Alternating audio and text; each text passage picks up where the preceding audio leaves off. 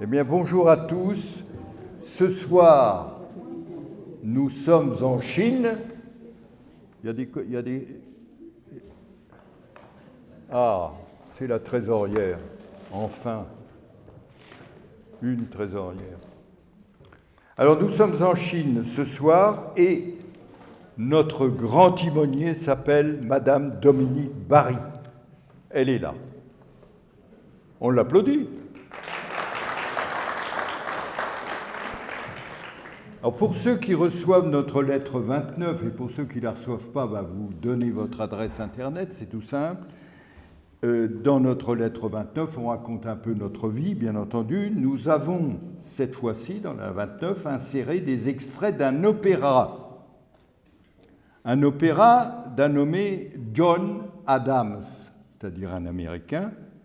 Et cet opéra s'appelle Nixon in China. Incroyable. Alors pourquoi il a composé ça, John Adams? Parce qu'il y a eu en 1972 une rencontre entre Nixon et Mao. Vous vous rendez compte? À cette époque, on pensait fortement à la paix. Maintenant, on envoie des frégates et des drones. Bon.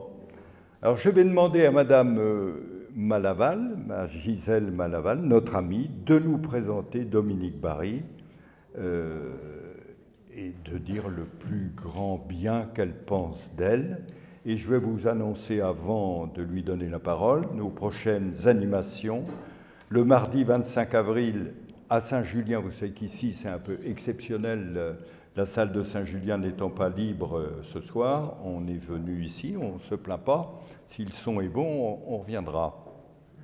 Donc le 25 avril à Saint-Julien, ce sera René de Secati, enfin, puisqu'on l'avait déjà programmé, et il va nous parler de Pasolini.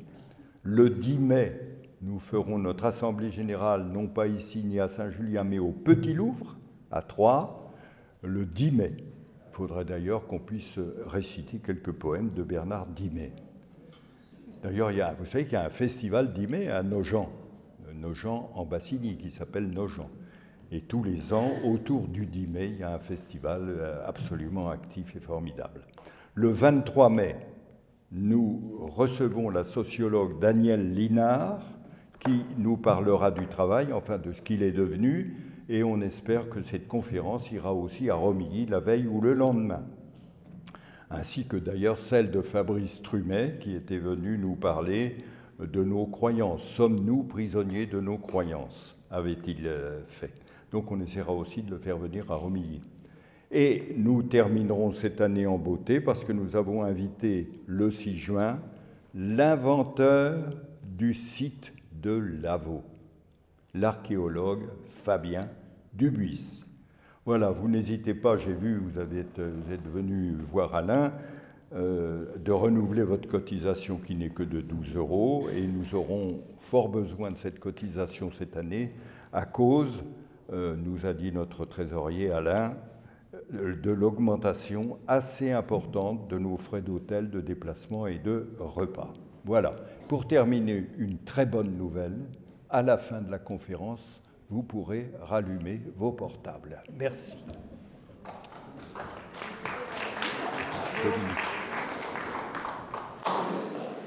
Bonsoir.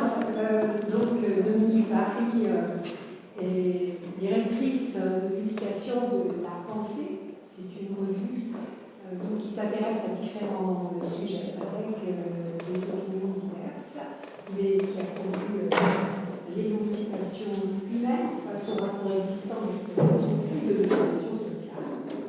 Et donc, elle a été aussi envoyée permanente comme journaliste de l'humanité en Chine.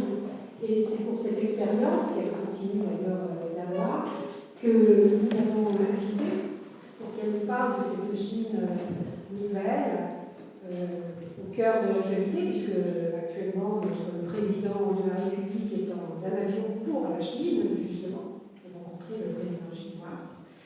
Donc, au cœur de l'actualité pour bien des titres. Et donc, c'est de cette Chine qu'elle va parler, cette Chine donc, qui n'est plus la Chine des ateliers, hein, comme vous l'avez dit sur France Culture, n'est plus la Chine, qui ne veut plus être la Chine des ateliers, c'est-à-dire celle qui reçoit les entreprises parce que le coût de la main-d'œuvre est faible, mais bien la Chine des laboratoires, c'est-à-dire de la recherche technologique, de l'aérospatiale, de tous les domaines. Donc une Chine qui s'est effectivement réveillée. Voilà, vous allez vous écouter avec beaucoup d'intérêt. Merci Gisèle.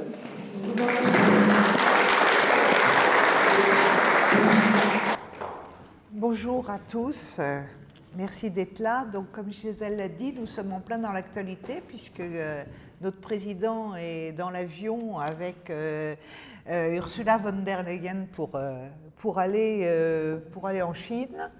Je ne l'ai pas fait exprès, mais on sentait quand même, on parlait de ce voyage en Chine, donc ça tombe très bien. Donc voilà, on a choisi ce titre quand l'émergence de la Chine bouleverse le monde. C'est effectivement très, très vaste comme sujet.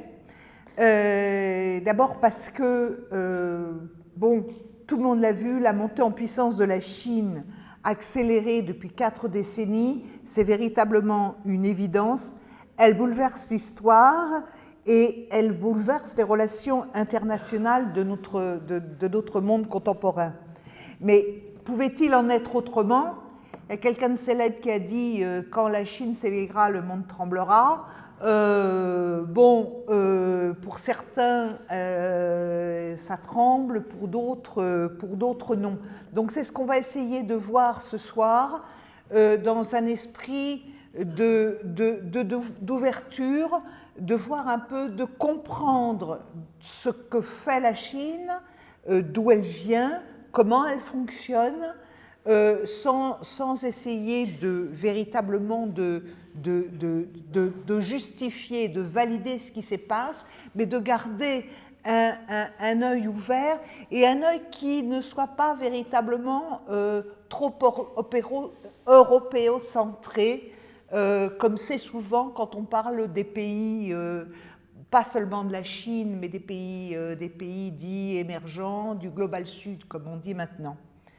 Donc, l'émergence de la Chine, avec son 400 millions d'habitants, c'était évident que la Chine réémergeant, un tel géant, ça n'avait rien à voir avec ce qu'on avait connu dans les années 60-70 pour les plus anciens, ce qu'on appelait les dragons asiatiques. Même le Japon, je veux dire, l'émergence du Japon n'a pas bouleversé le monde. La Chine, si. En quelques décennies, elle est passée d'un État dit du tiers-monde au statut de candidate potentielle de première puissance. Elle est déjà la seconde puissance. Son PIB a été multiplié par 37 en 40 ans. Elle représente aujourd'hui 38,6% de l'économie mondiale et 18,5% de la richesse mondiale.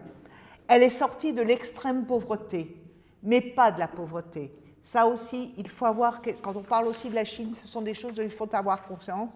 Chine, puissance, grande puissance technologique, grande puissance, mais aussi reste encore un pays en voie de développement, nous le verrons plus tard. En 2019, elle dépose plus de demandes de brevets que les États-Unis. En 2020, il y a plus d'entreprises chinoises qu'états-uniennes dans le classement des 500 plus grosses entreprises mondiales. Ses principaux partenaires commerciaux sont les États-Unis, l'Europe, et elle est la principale partenaire commerciale des pays de l'Amérique latine, d'Afrique et bien sûr de l'Asie, dont elle a largement participé à l'émergence globale. Donc, comme je vous disais, connaître et comprendre la Chine aujourd'hui et son essor, c'est un enjeu central de notre époque pour voir un peu vers quoi se dirige le monde et comment aussi nous pouvons prendre part à cette évolution du monde aujourd'hui. La trajectoire chinoise apparaît atypique pour les observateurs occidentaux. Et pour la comprendre, comme je vous disais, il faut sortir de notre vision et appréhender le pays dans toute sa complexité et ses contradictions, parce que c'est une trajectoire qui est loin d'être figée. qui est toujours en évolution. Donc, qualifier la nature du régime, son mode de production, c'est un exercice périlleux qui va de la caricature à la complaisance, comme on le voit souvent. Certains ne voient qu'un régime politique totalitaire, d'autres pays, un pays en marche vers le socialisme. La Chine se définit comme étant au stade primaire du socialisme pour définir son système social actuel. Est-ce que nous devons y adhérer? Ce sont des questions que je me pose et que je vous pose aussi, bien entendu. Alors, je disais que l'exercice est d'autant plus périlleux que la Chine est à la recherche, est toujours à la recherche d'une voie de développement qui est adaptée à ses réalités nationales et aux réalités mondiales qu'elle contribue à faire évoluer.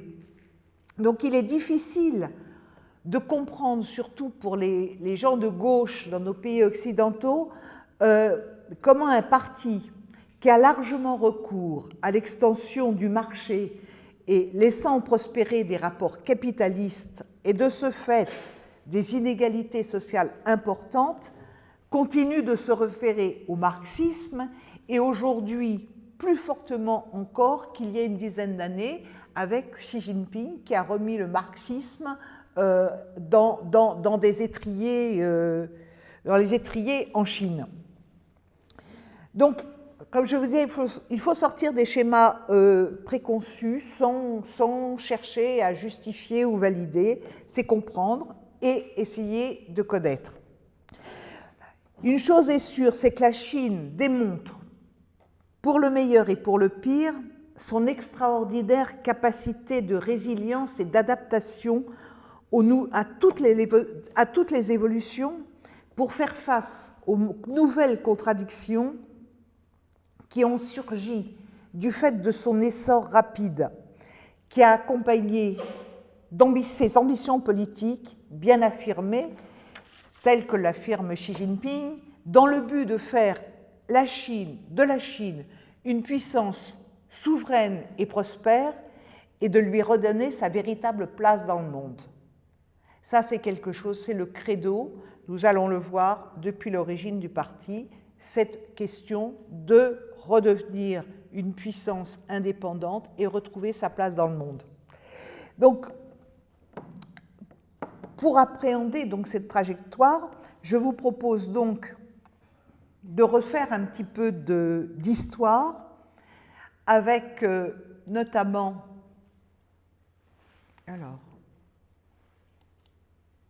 ce qui s'est passé au début vous voyez là? Oui.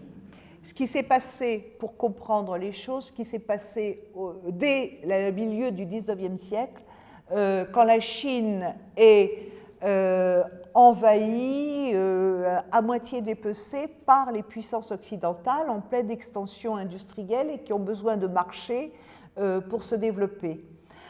On le voit, la Chine a été une grande puissance avec l'Inde jusqu'au XVIIIe siècle à peu près. Donc la moitié du XIXe siècle, ces grands contacts avec l'Occident, c'est une occupation. Voilà, elle a raté, contrairement au Japon, la révolution industrielle. Et comme disait l'un des fondateurs du parti, Li Dazhao, elle est tombée de la caravane du progrès humain. Et la Chine n'aura de cesse de remonter dans cette caravane et aujourd'hui d'en prendre la tête. C'est très, très schématique, mais c'est très ramassé sur aujourd'hui la volonté et les ambitions chinoises. Il y a une diapo qui, à mon avis, est très explicite sur ce que vit la Chine aujourd'hui. C'est quelque chose du petit Paris, du journal populaire, un journal de droite, en 1898, où l'on voit donc toutes les puissances, dont la puissance, les Russes, la puissance tsariste aussi, se précipiter sur la Chine et donc découper en concessions, notamment le côté maritime de la Chine. Ce que les Chinois ont appelé le siècle et demi d'humiliation, d'où est venue une espèce de nationalisme, mais un nationalisme au bon sens du terme, dans le sens de résistance à l'occupant, qui est lié donc au refus de toute invasion, de toute ingérence étrangère. Et tout à l'heure, il y avait sur la carte la date du mouvement du 4 mai 1919. Le 4 mai 1919, ça a été le début d'un énorme mouvement de résistance en Chine contre les occupations étrangères et qui est né après le traité de Versailles. Le traité de Versailles qui, contrairement aux promesses qui avaient été faites à la Chine pendant la Première Guerre mondiale, où les puissances en guerre, les puissances occidentales, les alliés, avaient demandé à la Chine d'intervenir à leur côté lors de la Première Guerre mondiale, en contrepartie, on leur restituerait la province du Shandong, qui était alors occupée par les Allemands. Traité de Versailles, on passe outre les promesses, le Shandong revient au Japon, et donc là, se déclare en Chine, là, pendant plusieurs semaines, il y a un mouvement national qui part des intellectuels, des universités chinoises, et qui gagne toutes les couches de la société, dont tout ce qui est commerce et la petite bourgeoisie, le noyau de petite bourgeoisie qui existait. Et de ce mouvement, en définitive, nous sommes en 1919, il y a déjà eu la révolution russe. Les soviétiques restituent tout de suite leurs concessions aux Chinois, et naît à ce moment-là, nous sommes en juillet 1921, se constitue le Parti communiste chinois. Alors cette création du Parti communiste chinois, elle se fait donc dans ces conditions-là où dominent des interrogations sur le nationalisme et comment moderniser le pays. Et les débats sont énormes parce que les questions qui sont posées et jusqu'à la fondation du Congrès, quelle voie prendre? Est-ce que c'est le socialisme? Certains pensent qu'effectivement, qui sont venus de faire leurs études dans les pays occidentaux, qu'on peut s'en sortir en faisant du capitalisme, aller vers la social-démocratie. Donc vous voyez que c'est vraiment très ouvert. Bon, il se trouve qu'ils ont finalement opté pour une voie socialiste, mais un socialisme qui est très particulier et qui effectivement nous interpelle, parce que dès cette création, la grande préoccupation justement des fondateurs du Parti communiste, c'est le rattrapage à tout prix. Et ça c'est intéressant, c'est l'apport, à mon avis, le plus important de Mao au marxisme, c'est qu'il met en avant il met en avant les réalités nationales. Il est évident, alors que les autres partis, dans un premier temps, ne voyaient que le développement à travers l'Union soviétique, la Chine, donc c'est la période de sinisation du marxisme, qui est encore aujourd'hui très présente. Et donc c'est dans cette recherche de voies de développement qui va être présente tout le temps, toutes les décennies, et quelles que soient les différentes étapes que nous allons voir. Le socialisme est plutôt vu comme un accélérateur de l'histoire, alors que les pères fondateurs du socialisme en Occident se proposaient de libérer les travailleurs de l'oppression de classe et de les rendre libres de leur destin. En Chine, on se concentre sur la modernisation du pays qui, de toute façon, doit donner une prospérité au peuple chinois. Mais vous voyez comment ça se déroule. C'est parce qu'il y aura une modernisation qu'il va y avoir une hausse du niveau de vie. Donc, je passe assez vite sur cette question jusqu'à la création de la République populaire de Chine le 1er octobre 1949.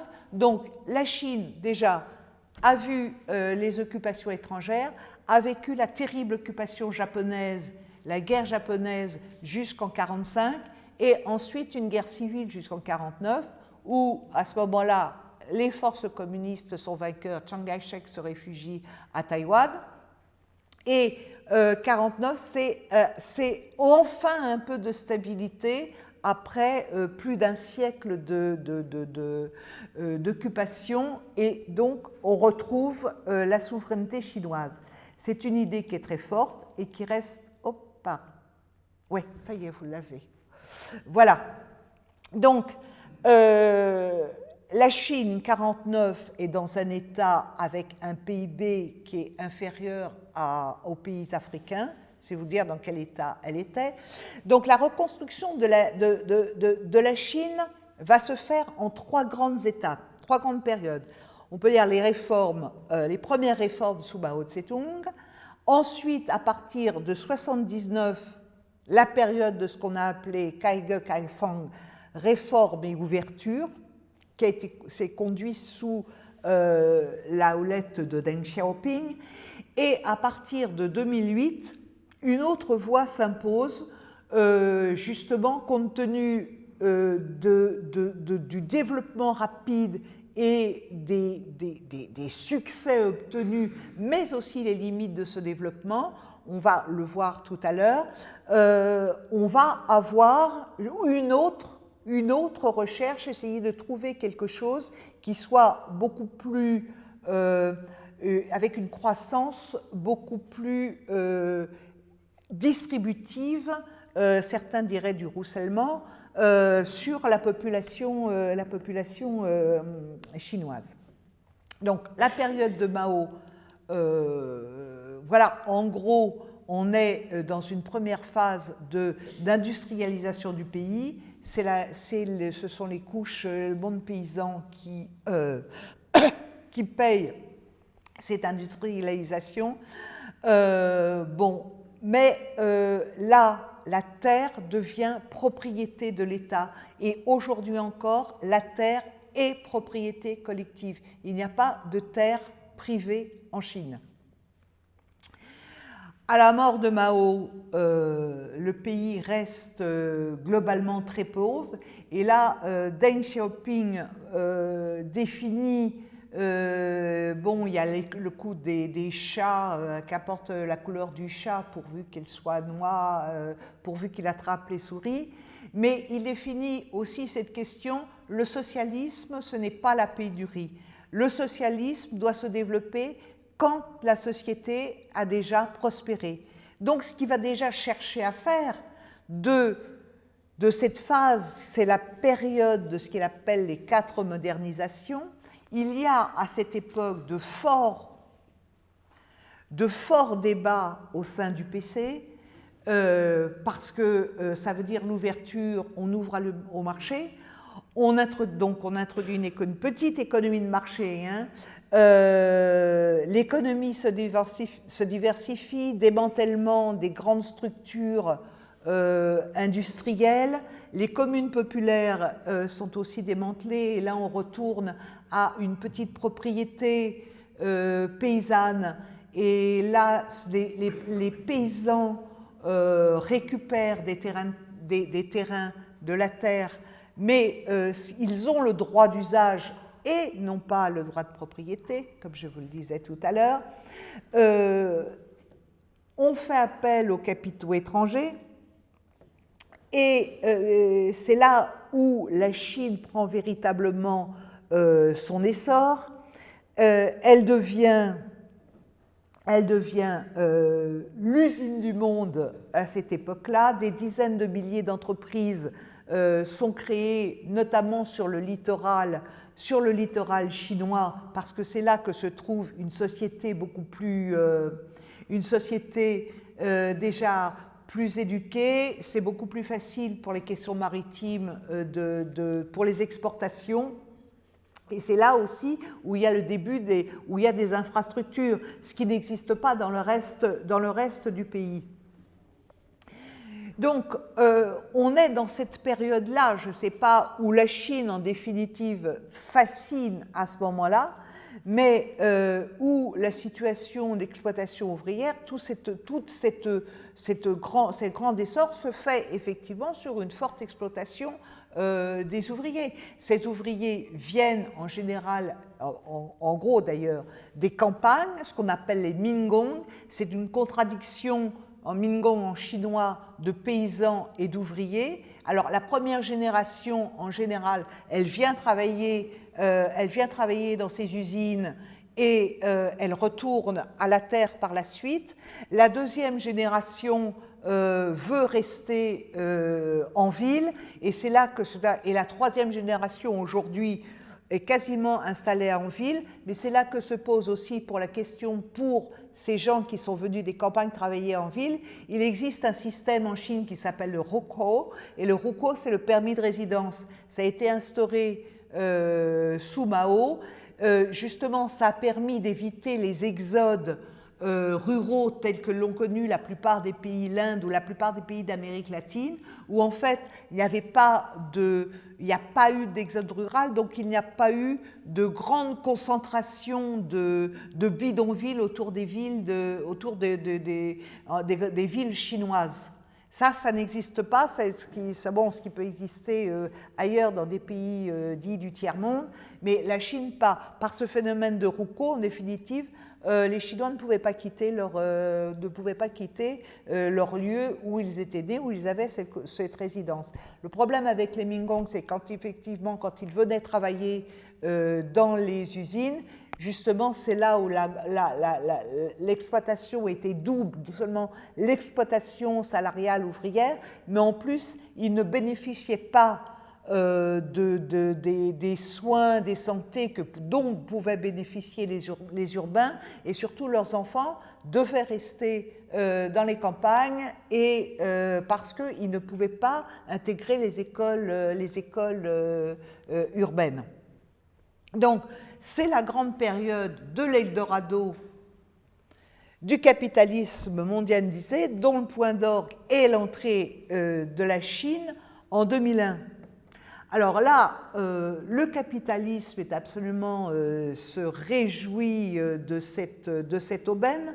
Regardez ce que dit Clinton. Il le dit très clairement, Clinton, avant les États-Unis ont appuyé l'entrée de la Chine, et avec une idée qui est une idée complètement j'oserais dire farfelu, vu ce qui se passe aujourd'hui, c'est qu'ils avaient en fait en tête ce qui s'était passé à l'implosion de l'URSS et l'évolution dans les pays de l'Est, c'est-à-dire que la Chine s'ouvrait, la Chine intégrait des investissements étrangers, donc la Chine allait changer de système et la Chine allait se démocratiser politiquement et donc passer adhérer au consensus de Washington.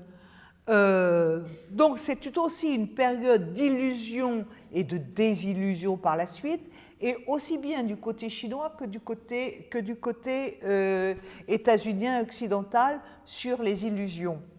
Parce que, et c'est là où en définitive je vous recommande, si vous intéressez à la Chine, c'est d'aller lire. Alors, beaucoup, on appelle ça de la propagande, mais relisez les discours officiels, relisez les textes de congrès, relisez les discours sur ce qui se passe à l'Assemblée nationale, regardez de près les plans quinquennaux, parce que, en fait, en gros, depuis Deng Xiaoping, tout est écrit. Tout est écrit et l'Occident n'a pas voulu voir, les États-Unis n'ont pas voulu voir parce que là, ça leur échappait sur l'histoire. L'histoire leur échappe un peu quand même. Et c'était simple. D'abord, ça n'avait rien à voir avec ce qui se passait dans les pays de l'Est. Il n'y a pas eu de Big Bang, il n'y a pas eu d'effondrement du Parti communiste, il n'y a pas eu d'effondrement de l'État.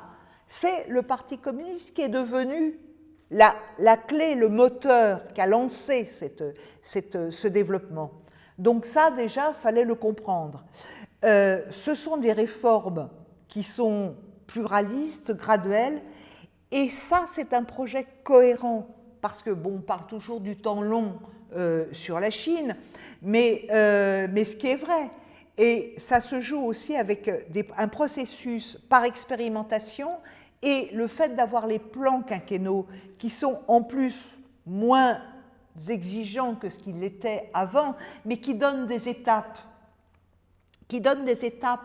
pour se retrouver, c'est quelque chose, ça existait en France à un moment, ça n'existe plus, mais au moins on se repose sur ces objectifs qui sont donnés.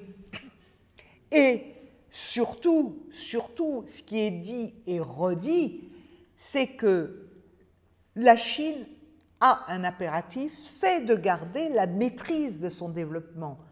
Et je disais le refus du consensus de Washington, quand je disais que sa souveraineté, son indépendance, ça fait partie de l'ADN du Parti communiste. Donc ça, c'est aussi important que le développement du pays et l'élévation du niveau de vie de la population. C'est quelque chose qui est ancré, qu'il faut bien comprendre pour justement bien observer ce qui se passe aujourd'hui et en Chine, et la Chine, et les relations de la Chine et du monde, et du reste des pays du Sud. Donc, elle garde un secteur public qu'elle modernise, elle laisse une initiative privée, le secteur privé se développe, mais là aussi, les grands débats qui existent, je dis, il y avait des grands débats qui existaient, c'est par exemple le marché. Il y a eu des grands débats pour savoir, le marché est-il capitaliste ou est-ce qu'il peut avoir quelque chose à voir avec un peu de socialisme. Mais en fait, le marché est devenu un outil, ce n'était pas une finalité. C'est-à-dire qu'à partir d'un moment, on le verra tout à l'heure avec les tycoons, quand Xi Jinping s'attaque aux tycoons, c'est-à-dire que vous faites des profits, mais les profits, ce n'est pas pour la financiarisation. Les profits, c'est pour réinvestir dans le pays. Et c'est ce qui se passe à cette époque en Chine. D'une part, les investissements étrangers, et d'où la force des plans quinquennaux pour savoir quels sont les secteurs qui vont avoir la priorité de développement. Les investissements étrangers arrivent en Chine et ce sont des investissements énormes. Ça va devenir en quelques années la première destination des investissements directs étrangers. En définitive, c'est le gouvernement qui indique où doivent être ces investissements. Ils ne viennent pas par hasard. Si le secteur ferroviaire est à développer, les investissements doivent arriver dans le secteur ferroviaire. Si tel autre développement, d'où les investissements, en fait, les investissements sont extrêmement contrôlés, d'autant plus qu'à une époque, il faut que les entreprises étrangères qui viennent s'installer soit coopèrent avec des entreprises chinoises, ce qui permet aux entreprises chinoises de profiter de la technologie, de l'importation de la technologie. Donc il y a beaucoup de joint ventures. Donc tout ça, en l'espace, en gros, d'une dizaine, 10, 15, 20 ans, c'est vraiment ça va très vite. Et la Chine change évidemment énormément. L'OMC, alors que l'adhésion à l'OMC, alors que les États, l'Occident considère que la Chine donc va se perdre dans le capitalisme, dans la mondialisation capitalisme, l'OMC est considéré comme un levier du développement, de la Chine. Et alors, dans la même période, Deng Xiaoping avait donné ce projet, donc, et cette ligne de route sur l'ouverture, tout ça, que ses successeurs, Jiang Zemin puis Hu Jintao, ont suivi, mais avec en gros comme consigne, la Chine devait faire profil bas. C'est-à-dire que la Chine est entrée dans la mondialisation libérale, elle en a profité, elle est rendue responsable de la casse sociale dans nos pays occidentaux, mais c'est plutôt le capitalisme qui est responsable. Des délocalisations, qui décide des délocalisations? Ce n'est pas les Chinois. Certes, ils ont une main-d'œuvre peu coûteuse et donc ça atteint, mais là aussi, il faut remettre au pli les choses, quels sont les responsables dans le fait où il y a eu autant de délocalisations à l'époque vers la Chine.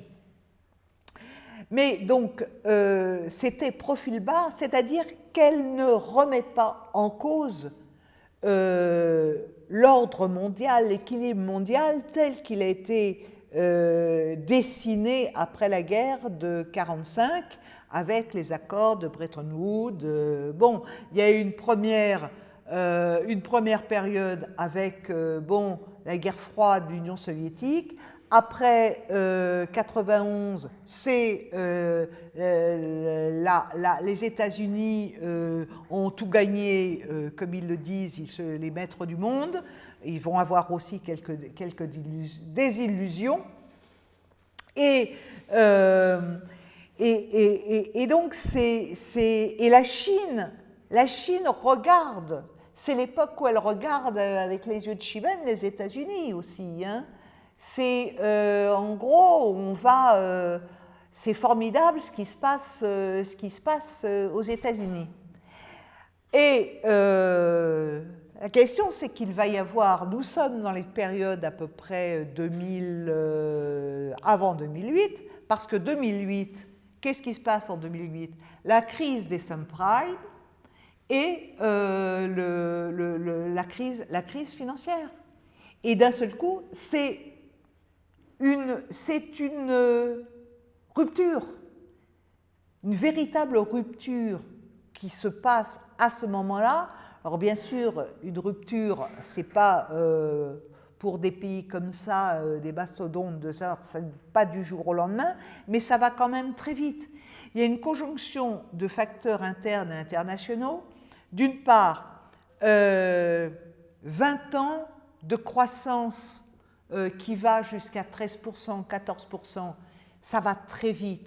La Chine vraiment se développe, mais il y a une réflexion sur les limites de ce développement. Donc, on commence à réfléchir dès les années 2006-2007 sur les questions, il faut quand même revoir ce système, notre voie.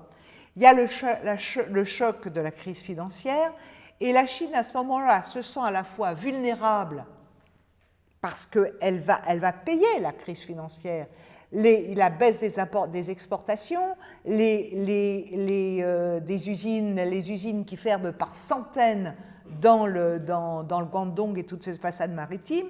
Il y a 20 millions de Mingong qui sont renvoyés dans leur foyer. Donc là aussi, il y a une perte de confiance dans ce système capitaliste à laquelle elle croyait aussi pouvoir s'attacher pour aller très vite dans son développement. Et là, se transforme aussi la vision du monde. Alors, les limites de ce modèle chinois, ce qui fait réfléchir, et ça c'est aussi intéressant parce que c'est concomitant à tout ce qui se passe. On est donc 2008 puis 2010, vous allez voir, c'est l'explosion des inégalités sociales et régionales. Alors là, c'est quelque chose qui effectivement qui saute aux yeux. C'est pas que, en fait, en 20 ans, le niveau de vie de tous les Chinois ont augmenté, même dans les régions les plus pauvres. Mais certains en ont largement profité, notamment donc les urbains et sur les zones maritimes mieux placées. Et regardez les revenus des ruraux à l'époque, c'est le tiers des revenus des urbains. Donc, explosion des inégalités, problème environnemental, et ça c'est venu quand même, la population chinoise, la société chinoise, c'est vraiment est monté au créneau sur la montée des inégalités, sur les problèmes de l'environnement, parce que c'était là, ils la voyaient tous les jours, que ça soit une question d'air, de lacs pollués, de rivières asséchées, donc c'était extrêmement dangereux. Et la montée des revendications sociales à cette époque aussi, parce que qui dit hausse du coût de la vie, au développement, hausse du coût de la vie, donc il fallait aussi augmenter les salaires, donc il y a eu de très très grosses grèves, à la fois sur les conditions de demander les conditions de travail, plus des grèves pour des augmentations de salaire, et il y aura des augmentations de salaire. C'est nécessaire pour justement, dans cette nouvelle étape de développement que va développer la Chine, qui veut développer un marché intérieur, une consommation intérieure. Pour qu'il y ait ça, il faut que les gens dépensent. Donc pour que les gens dépensent, il faut à la fois développer un système social plus cohérent, plus exhaustif qu'il existe là, pour qu'il y ait déjà pour que les gens puissent... Alors pour certains, c'est une consommation, on a vu, on a beaucoup dit que les Chinois achetaient les 5 Vuitton, une consommation qui est une consommation de luxe, et ce qui est vrai parce que ça marche très fort, voilà. Mais c'est aussi une consommation simplement pour avoir les produits de base, les produits ménagers. Bon, vous avez tous vu Haier, si vous achetez une machine à laver ou un réfrigérateur, Haier c'est chinois. Si vous achetez les portables, tout ce qui est Lenovo, chinois. Je ne parle pas des portables Huawei, Xiaomi, tout ça. Donc ça va aussi, ce sont des biens que les Chinois veulent aussi acheter, consommer, donc il leur faut leur donner les moyens. Et alors, l'autre grande revendication de la population chinoise, c'est d'arrêter la corruption. Forcément, cette espèce de période qui était une période complètement expansive, la corruption, notamment dans les rangs du Parti communiste chinois, la corruption s'est étendue, et ça c'est quelque chose que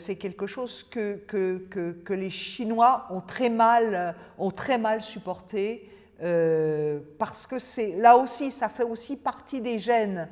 C'est un peu l'héritage du mandarinat. Voilà, on est au service de l'État, on ne doit pas être corrompu. Ça, c'est Confucius aussi. Donc, ce problème-là, très présent, décision de changer de modèle, et à la fois, donc, le tournant de 2008, la crise, comme je vous disais, donc la Chine paie cher son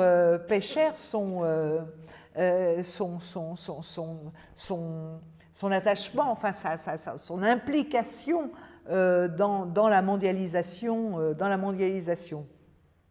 Donc, elle perd de confiance là, donc il va y avoir une nouvelle vision du monde, comme je le disais, mais à la fois une tentative de contestation de cet ordre.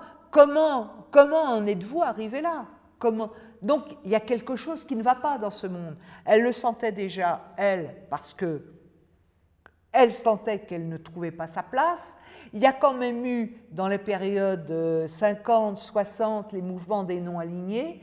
La Chine sait qu'il y a aussi un autre monde. Il n'y a pas simplement que les États-Unis, l'Europe, il y a un tiers-monde qui devient un monde en émergence, et maintenant qu'on a tendance à appeler, enfin que l'on appelle plus le Global Sud, et qui se montre aujourd'hui, et ce en quoi effectivement la vision chinoise bouleverse le monde, parce que elle a ouvert une fenêtre sur ce Global Sud qu'on se refusait quand même, nous, occidentaux qu'on se refusait à voir, sinon avec une vision extrêmement coloniale.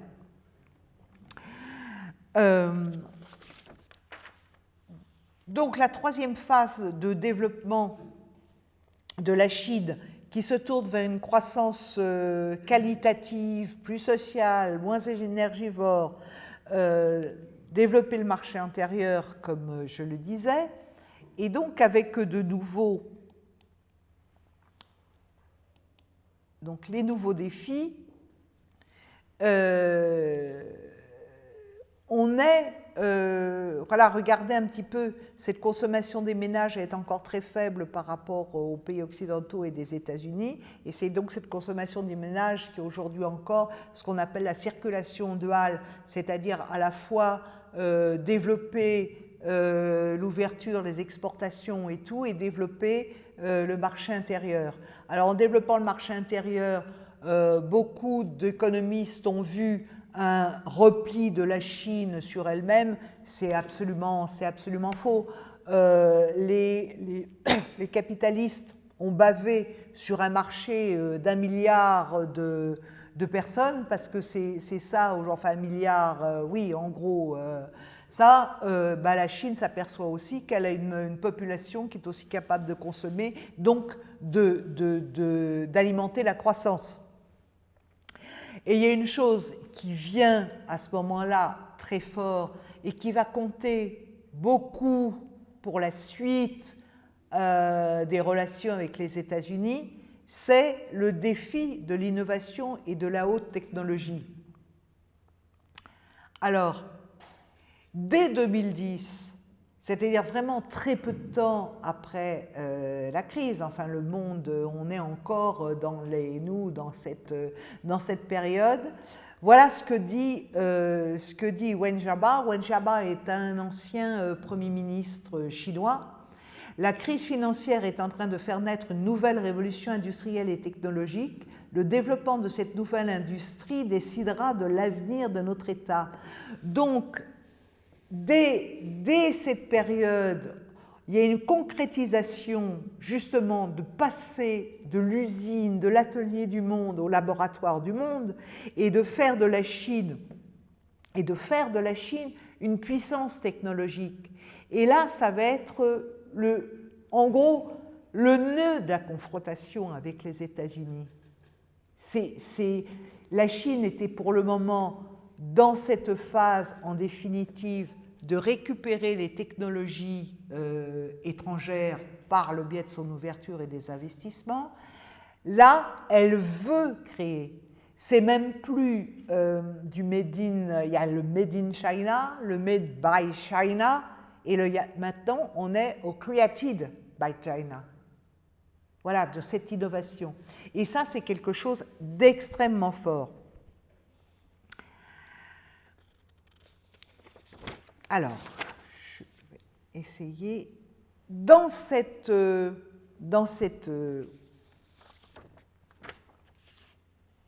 je retrouve, ouais, je ne vois pas très bien, voilà, dans cette période,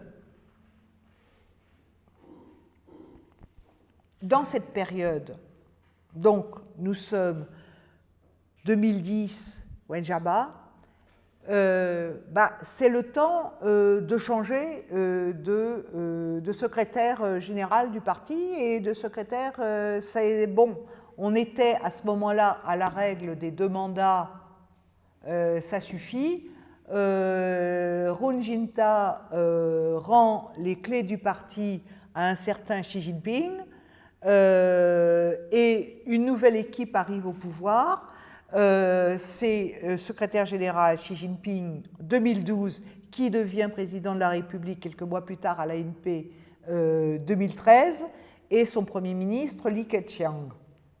Alors, le mandat de Xi Jinping, son premier mandat, c'est de mettre en œuvre le changement de modèle qui a été décidé par ses pairs.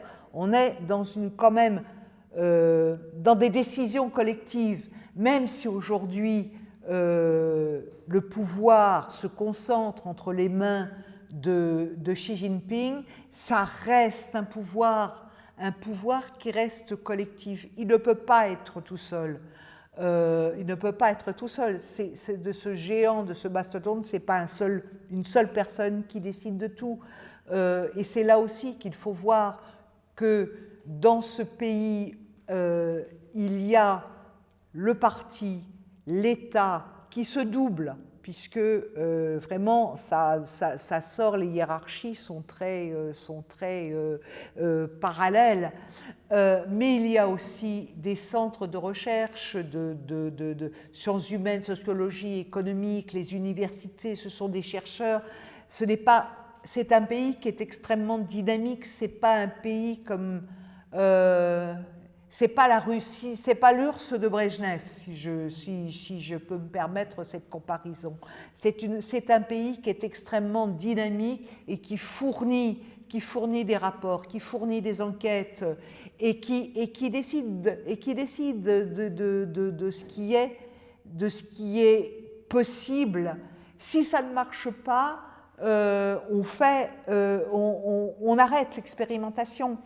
J'en ai pas parlé, mais au moment de l'arrivée de l'ère Xi Jinping, pour comprendre quand même comment ça se passe. Xi Jinping arrive, je ne sais pas si vous vous souvenez de cette année-là, qui était une année extrêmement tumultueuse. Il y a eu l'arrestation de son principal rival, Bo Xilai, qui était le patron d'une ville de Chongqing. Chongqing, c'est une ville de l'intérieur, 30-32 millions d'habitants, population de l'Autriche à peu près. Rien, petite chose. Mais qu'est-ce qui s'était passé? C'est que quelques années plus tôt, la Chine, toujours à la recherche de modèles, avait entrepris 2 expérimentations. Une expérimentation à Chongqing notamment, qui devait être une expérimentation de type social, c'est-à-dire avec beaucoup de logements sociaux, construction de logements sociaux, quelque chose qui rappelait un peu ce que pouvait être un peu l'organisation du temps de Mao, mais sans les grandes entreprises et tout ça. Mais quelque chose qui était, voilà. Du côté de... Et une autre expérimentation, alors là, toute différente, c'est le Guangdong. Le Guangdong, c'est cette province du sud de la Chine, dont la capitale est Canton, comme on l'appelle, qui est près de Hong Kong. Donc vous voyez, c'est là où se trouve aussi Shenzhen, c'est là où il y a eu les zones économiques spéciales extrêmement, là où on a investi énormément, qui a été une poche d'atelier du monde, qui est aujourd'hui une poche de laboratoire. Voilà. Et dans toute cette zone où il y avait une concentration aussi de main-d'œuvre, de travailleurs, il y a eu énormément de grèves, notamment 2010, les grandes grèves de Honda qui ont parcouru, qui sont remontées de cette partie, qui sont remontées sur toute la Chine. Et pour régler ça, il y avait des secrétaires de province tout à fait différents qu'on a laissé appliquer leurs réformes. Et du côté du Guangdong, c'était une réforme qui était plutôt du genre libéral, plus d'économie libérale, mais à la fois avec des expériences dans les entreprises, d'un comité d'entreprise, d'une plus grande expression des travailleurs par un syndicat élu. Donc c'était une expérience qui était tout à fait différente de l'expérience de Chongqing, mais elles étaient, et on en parlait, on allait en Chine, on te parlait tout de suite, t'es pour Chongqing ou t'es pour Guangdong? C'était quelque chose d'extrêmement... c'est vraiment extrêmement curieux, si vous dire un peu comment fonctionne la Chine. Donc, à l'arrivée de Xi Jinping, ces expériences ont un peu tourné court parce que d'une part, Bo Xilai on avait fait un peu trop et on se retrouvait un peu dans une Chine un peu trop maoïste. Je ne sais pas si vous entendez les champs rouges, enfin c'était devenu un peu difficile. Alors lui, il avait un peu tordu à la mafia et à la corruption, mais en plus avec des moyens qui ont quand même été dénoncés, hein, ça a ému quand même un certain nombre de personnes à Pékin. Et puis en plus, il y a eu cette histoire de sa femme, de son secrétaire qui se réfugiait au consulat au consulat des États-Unis. Donc il a été destitué et emprisonné. Donc on a là. Donc pour vous montrer un petit peu comment ça se passe quand Xi Jinping arrive, c'est pas véritablement gagné. Les tensions montent avec Washington. 2010, Obama a lancé la stratégie du pilier asiatique. C'est à la fois un pilier commercial et un pilier militaire. On ramène toute la flotte, la 7e flotte américaine, on la ramène du côté qui était dans le Pacifique, on la ramène plus du côté de la Chine, de ce côté-là. Obama lance la création d'une vaste zone de libre-échange dans le Pacifique, grand truc, mais qui exclut la Chine. Ce qui est quelque chose qui est forcément idiot et intolérable pour les Chinois. Donc, ça participe, le ton monte comme ça, les choses se mettent en place. Les États-Unis se sont rendus compte qu'ils n'allaient pas faire exactement ce qu'ils voulaient avec la Chine, que vous avez pu le faire avec le Japon. Ils ne vont pas pouvoir arrêter la croissance, le développement. Les Chinois se disent « Ouh là là !» Donc, la menace, elle est ressentie des deux côtés. Et en fait, c'est aussi la fin d'un cycle. La Chine, qui pendant 20 ans a bouleversé sur le plan économique le monde, sur le plan commercial, par ses exportations, par les produits qu'elle faisait parvenir au monde entier, il va maintenant se passer, elle va le bouleverser parce qu'elle va demander le bouleversement sur un plan géopolitique, elle va demander plus d'équité et une révision de l'ordre tel qu'il était sous l'hégémonie américaine. Et pour ça, elle va dégager, elle va appliquer, demander la réponse aux capitalistes. Alors, je vais d'abord,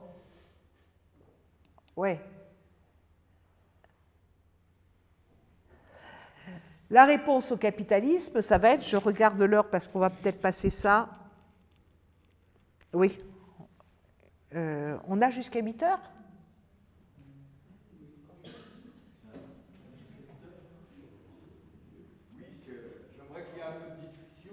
Oui, donc d'accord, donc je vais passer ça sur le truc pour vous montrer quand même ce qui est important, c'est ce qui va se passer.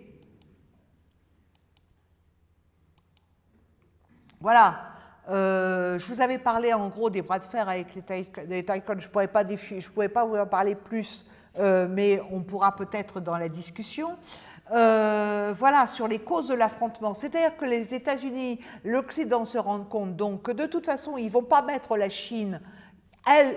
Ils leur demandent, au nom des règles de l'OMC, que la Chine libéralise totalement son économie, ce qui n'est pas du tout dans les intentions de la Chine, ou au contraire, depuis Xi Jinping, l'État intervient beaucoup plus sur le marché, contrôle le marché et dans l'ensemble de l'économie. Et donc la mise au pas du secteur privé, le développement des groupes, des grands groupes publics. Et dans sa nouvelle vision du monde, il y a des choses qui sont quand même voilà, c'est les réseaux de relations qu'elle va développer avec l'ensemble des pays du Sud, des forums thématiques et de mettre en place et de mettre en place des relations sud-sud que nous ne voyons pas, nous, forcément. On laisse ça un peu, bon, on reste encore dans un truc, c'est du tiers-monde, on s'en occupe pas beaucoup. Mais ça travaille parce que ces forums, elles permettent de rendre visibles des petits États que l'on ignorait totalement. Il faut quand même repenser que l'Occident fonctionne avec des G7, des G8, des G20, qui sont des clubs extrêmement fermés, et que le reste du monde est complètement exclu. Donc, où se retrouve-t-il? À part à l'Assemblée générale des Nations unies annuelle, là, la Chine leur offre des forums de rencontres, et ça, c'est quelque chose d'énorme. En plus,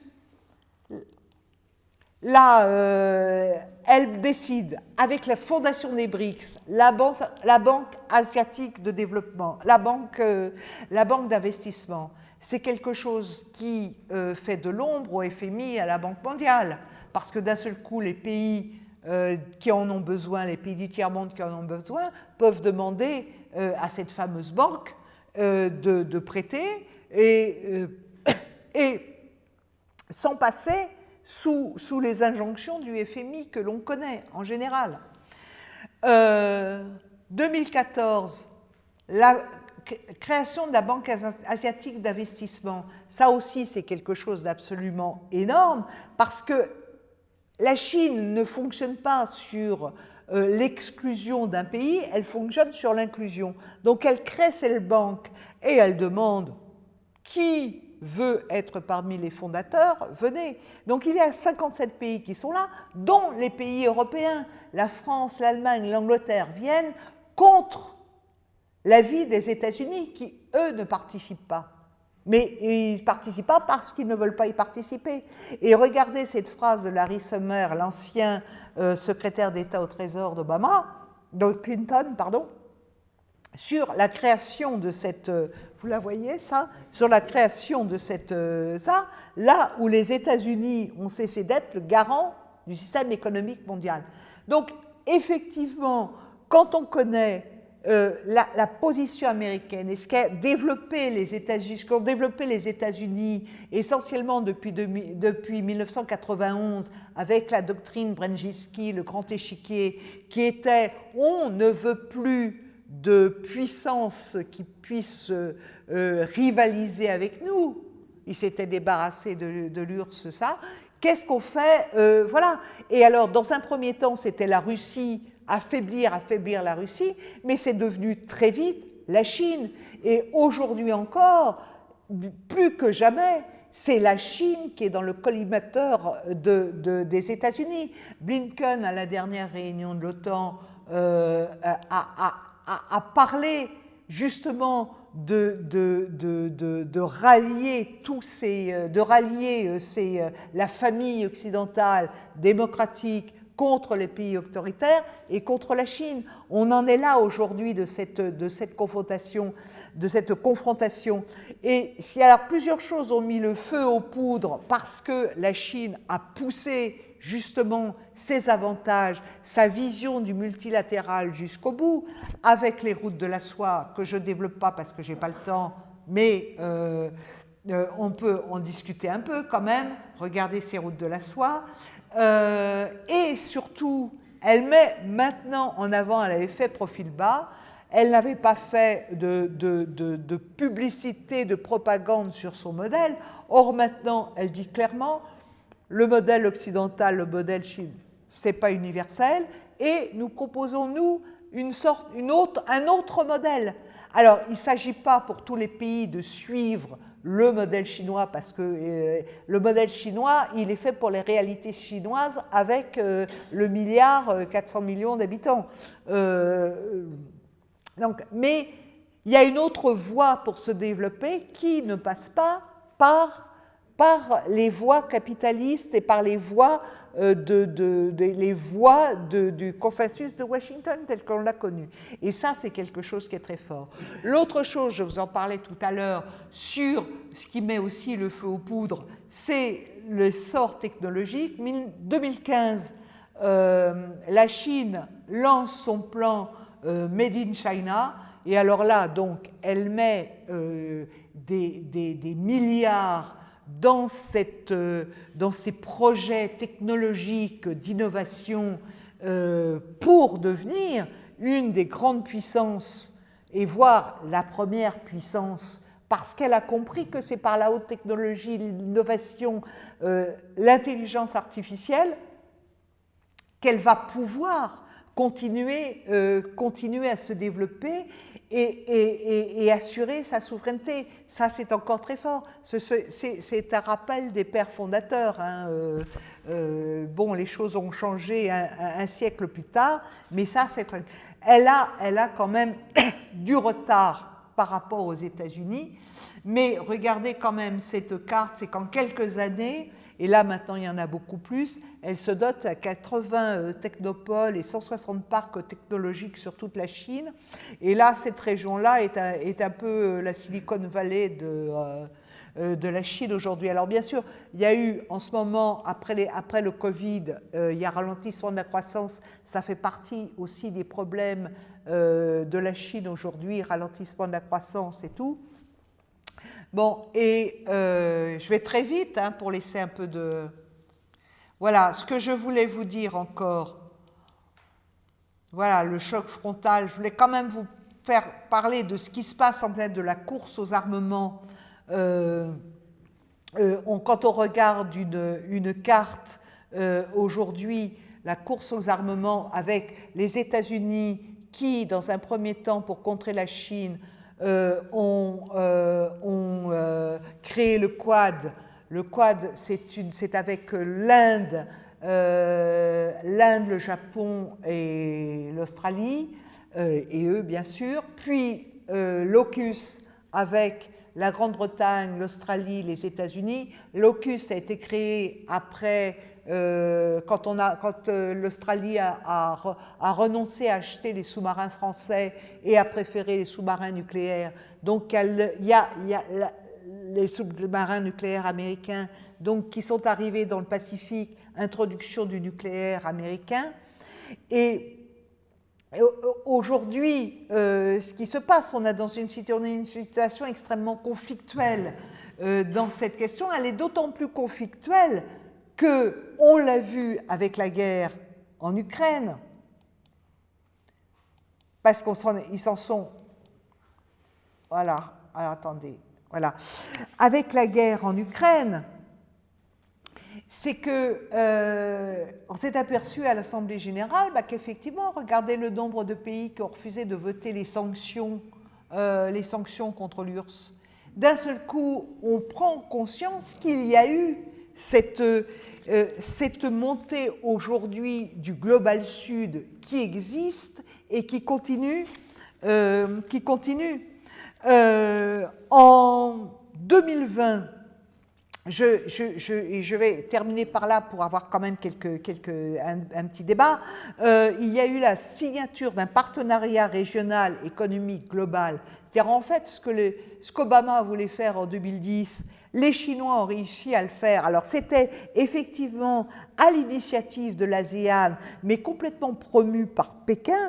Et en fait, ce partenariat, il regroupe tous les pays de la zone Pacifique, sauf l'Inde qui n'a pas voulu signer, mais pour d'autres raisons, et les États-Unis. 30% de la population globale, 30% de l'économie mondiale. Autre chose aussi, on demande aujourd'hui ce Global Sud, ils veulent adhérer aux BRICS, comme l'Algérie. Donc on va avoir un élargissement des BRICS. Donc ce n'est plus le Brésil, la Russie, l'Inde, puis je ne me souviens plus, bon, la Chine bien sûr, l'Afrique du Sud. On va avoir quelque chose autour des BRICS, je ne sais pas comment ça va s'appeler. Il y a aussi l'Organisation de coopération de Shanghai, qui a été créée en 2001 avec la Russie, la Chine et les pays d'Europe centrale, de l'Asie centrale, pardon, qui était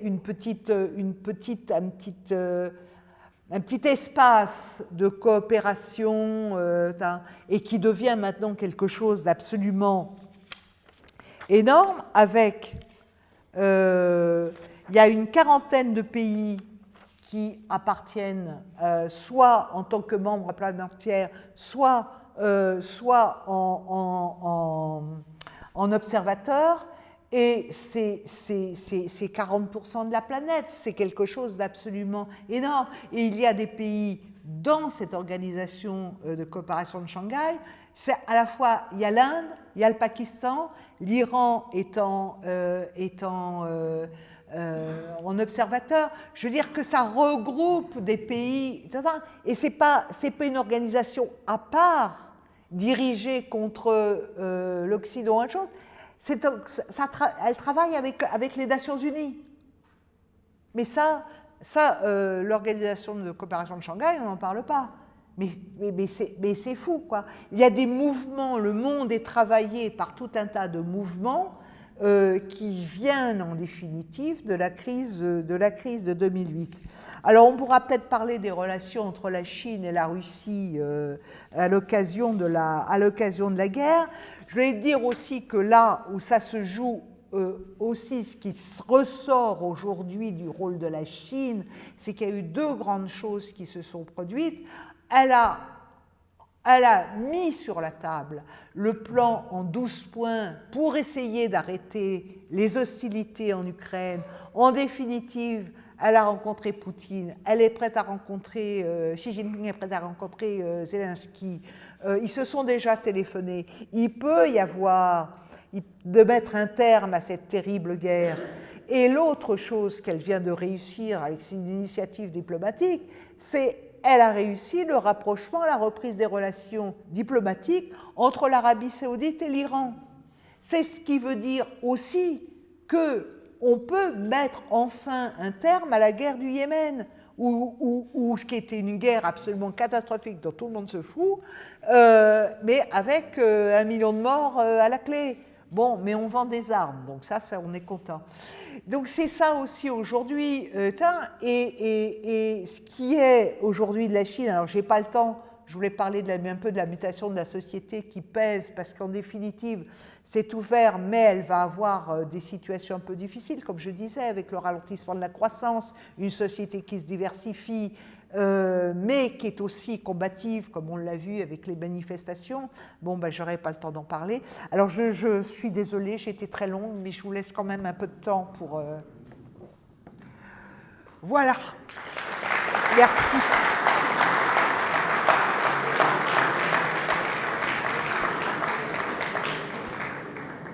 Comment cela va-t-il finir?